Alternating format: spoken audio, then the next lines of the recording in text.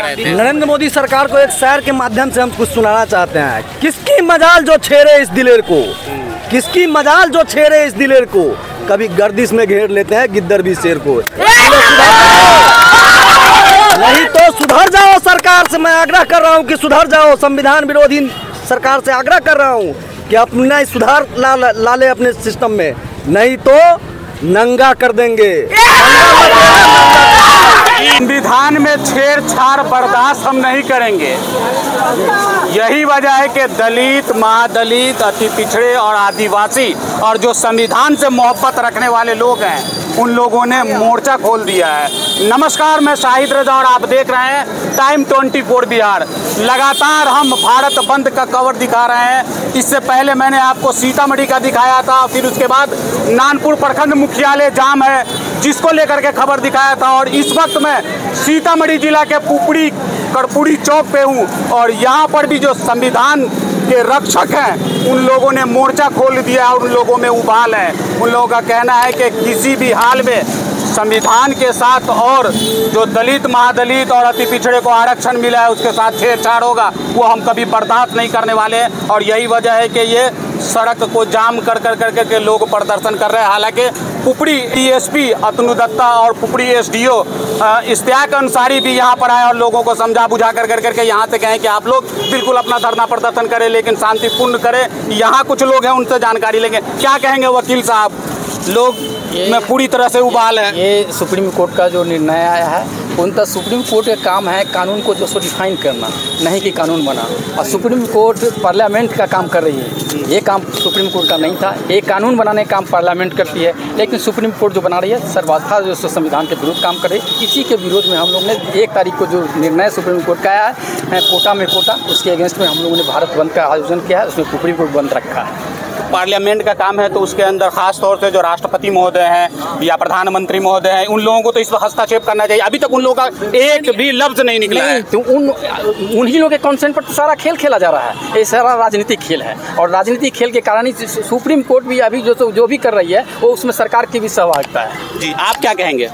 देखिए, supreme court जो ये निर्णय ली है और सरकार का चुप्पी, कहीं ना कहीं ये साजिश लग रही है कि भारत के दलितों के साथ, आदिवासियों के साथ, पिछड़ों के साथ जो उनको बाबा साहब डॉक्टर भीमराव अंबेडकर द्वारा दिया गया आरक्षण है, जो प्रतिनिधित्व का आरक्षण को लोग अमीर बनने का एक तरीका बताते हैं। आरक्षण कोई अमीरी मिटाओ कार्यक्रम नहीं है, आरक्षण एक प्रतिनिधित्व का बात है। और आज भी दलितों के साथ अवमानना होता है, जाति के आधार पर शोषण होता है और वो सुप्रीम कोर्ट को दिखाई नहीं देती है। देश में इतनी बेरोजगारी पड़ी है वो दिखाई नहीं देती है। लेटरल एंट्री से सरकार IAS भर्ती करती है, सुप्रीम कोर्ट को वो दिखाई नहीं देती है। सुप्रीम कोर्ट में जो कॉलेजियम सिस्टम से जज बन रहे हैं सुप्रीम कोर्ट को वो दिखाई नहीं देती है। और एक गरीब तबका के लोग जो जाति का शोषण होता है उस जाति को, लोगों को रिजर्वेशन सरकार जानबूझ करके छीनना चाहती है ताकि हम लोग नाला का सफाई करें। अब हम लोग नाला की सफाई नहीं, अब सुप्रीम कोर्ट का जज बनने का कैपेसिटी हमारे समाज का लोग रखता है। अब सुप्रीम कोर्ट को ये आरक्षण और संविधान में छेड़छाड़ करने की हैसियत हम लोग नहीं रहने देंगे। जी, आप क्या कहेंगे सर? सुप्रीम कोर्ट के द्वारा जो निर्णय लिया गया है बेतुका निर्णय है, इसमें सरकार की एकदम भागीदारी है। सरकार के दिशा निर्देश पर ही सुप्रीम कोर्ट यह काम कर रही है। आज तक आज़ादी से बाद अभी तक ऐसा कभी नहीं हुआ है जो सरकार सुप्रीम कोर्ट से चले। सुप्रीम कोर्ट आजकल सरकार सुप्रीम कोर्ट चलाती है, सुप्रीम कोर्ट सरकार नहीं चला रही है। सुप्रीम कोर्ट द्वारा सरकार चलना चाहिए लेकिन सरकारें सुप्रीम कोर्ट चला रही है। तो एक बात मैं नरेंद्र मोदी सरकार से बोलना चाहता हूँ, लास्ट बात, कि कहते हैं कि आपके द्वारा अगर ठीक है, आपके द्वारा जो निर्णय लिया गया सुप्रीम कोर्ट का सही है तो कॉलेजियम सिस्टम बंद कर दे सुप्रीम कोर्ट में, जाति व्यवस्था बंद कर दे। जो आज 7 खंडपीठ का जज बैठे थे इस फैसले में, एक शेड्यूल कास्ट थे, 7-6 जज एक ही समुदाय के था। क्या सही फैसला आएगा उनके द्वारा? कैसे 7 में से 6 जज एक ही समुदाय के हो गए? इस पर सुप्रीम कोर्ट जवाब दे, सरकार जवाब दे। या तो सरकार सुप्रीम कोर्ट चला रही है या सुप्रीम कोर्ट सरकार चला रही है। हम लोग को यही नहीं पता चल रहा है। जी, सरकार आप क्या कहेंगे सर? सुप्रीम कोर्ट में कोई याचिका पब्लिक के द्वारा नहीं दिया गया था। अच्छा। लेकिन सुप्रीम कोर्ट अपने जो बैठे हुए लोग, कॉलेजियम से जो बैठे हुए लोग हैं, जज महोदय सब, यह अपने द्वारा निर्णय लिया है। सरकार संघ और के द्वारा जो मोदी सरकार है उनके द्वारा बहकावा में सुप्रीम कोर्ट भी चले गया और इसी पर सुप्रीम कोर्ट इसका निर्णय लिया है। इसका हम लोग विरोध करते हैं। इस बिल को वापस करें।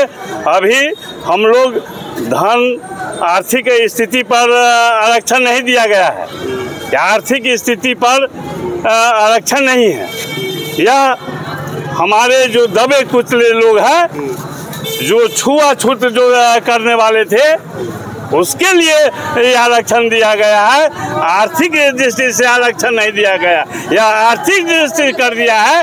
यह बहुत बड़ा गलत हुआ है। आज सरकार जो अभी जनगणना आर्थिक स्थिति जनगणना जो कराया गया वह देखा गया है। बिहार में हम कितने पिछड़े हुए आदमी हैं। हम नौकरी में कितने आदमी हैं। वह 90% अभी नौकरी में है। आर्थिक स्थिति भी 90%। उन्हीं लोगों के 10% जो लोग हैं उन्हीं लोगों की स्थिति अच्छी है, जमीन है, पैसा है, सब कुछ है। लेकिन हम लोग 90% आदमी हैं, वह बहुत बड़ा गरीब है, अमीर नहीं है। अच्छा, वो जो आदेश की कॉपी है वो पढ़े हैं आप? हाँ, पढ़े हैं जी। क्या है उसके अंदर, कुछ बताएंगे? वो पढ़े हुए हैं जो आर्थिक स्थिति पर जो सुप्रीम कोर्ट से आदेश आया है, जो क्रिमिनल लेयर लागू हो, जो बैकवर्ड जो पिछड़ा के जो पहले से क्रिमिनल लागू कर दिया उस पर चुप्पी साधा गया, वो उसी का परिणाम है। जो अभी जो हरिजन दलित आदिवासी आर्थिक स्थिति की जो बात हो रही है, तो आर्थिक स्थिति से जो कमजोर होंगे उन्हें आरक्षण मिलेगा, ये बात कही जा रही है उसके अंदर। हाँ, ठीक है। तो उसमें क्या दलित और महादलित के ही आर्थिक स्थिति से कमजोर होंगे, उनको मिलेगा जो आरक्षण का लाभ उनको मिल रहा है, जो समय सीमा है, या उसमें से कटौती किया गया है? उनको अभी आरक्षण मिला ही नहीं। अच्छा। इस देश में आरक्षण मिला ही नहीं। तो आज तिरहुत कमिश्नरी में बहाली हो रहा है, तो मिथिला यूनिवर्सिटी में आरक्षण खत्म है। इस ढंग से पूरे देश में आज बिहार में है तो राजस्थान में नहीं है आरक्षण। जो कुछ आया, जो बीपी सिंह, कर्पूरी जी, लालू जी कुछ लड़े, उस रोज से 90 के दशक से यह आरक्षण का कुछ सुधार हुआ। लेकिन सर, आज का जो धरना प्रदर्शन हो रहा है उस पर क्या कहेंगे आप? भारत बंद का आयोजन किया गया है। हम लोग पूरे हर एक चौक चौराहे पर मस्जिद और पुलिस बल की नियुक्ति किया गया है। जनता से अनुरोध है कि शांतिपूर्ण अपना मांग रखें और यातायात बाधित न करें और किसी भी सार्वजनिक संपत्ति का दुरुपयोग न करें। उन्हें नियमानुसार कार्रवाई की जाएगी। सर, उन लोगों को क्या संदेश देना चाहेंगे जो उग्र प्रदर्शन कर रहे हैं? बस अपने शांतिपूर्ण ढंग से अपनी बातें रखें और जनता का और सहयोग दें और आवागमन बाधित न करें। आ रहे थे, कुछ बोलना चाह रहे थे। नरेंद्र मोदी सरकार को एक शायर के माध्यम से हम कुछ सुनाना चाहते हैं। किसकी मजाल जो छेड़े इस दिलेर को, किसकी मजाल जो छेड़े इस दिलेर को, कभी गर्दिश में घेर लेते हैं गिद्दर भी शेर को। नहीं तो सुधर जाओ। सरकार से मैं आग्रह कर रहा हूं कि सुधर जाओ। संविधान विरोधी सरकार से आग्रह कर रहा हूं कि अपना सुधार ला ले अपने सिस्टम में, नहीं तो नंगा कर देंगे। तो सुन लिया आपने, सीधे तौर पर जो भारतीय जनता पार्टी पे इन्होंने निशाना साधा है और प्रधानमंत्री नरेंद्र मोदी को ललकारते हुए कहा है कि सुधर जाओ, नहीं तो सुधार देंगे।